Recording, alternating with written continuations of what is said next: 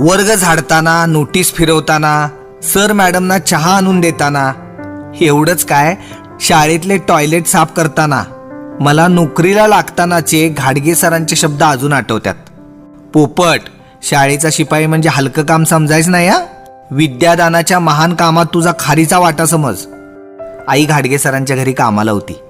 त्यांच्या मार्गदर्शनामुळेच इथं नोकरीला लागलो आणि त्यांचा शब्द जीवापाड जपत आलो बघा.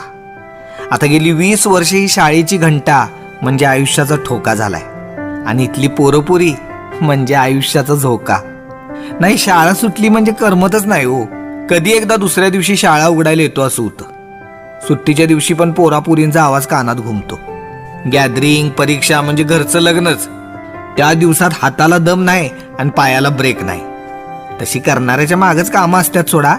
मग सगळीकडं ओ पोपटला बोलवा, पोपट कुठं आहे, पोपटला सांगा असं सुरू असते.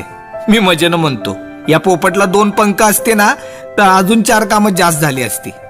बरं, ते शिक्षक चांगली कामं करतात तेव्हा आदर्श शिक्षक होतात ना, तसं आमचं पण आहे बरं का.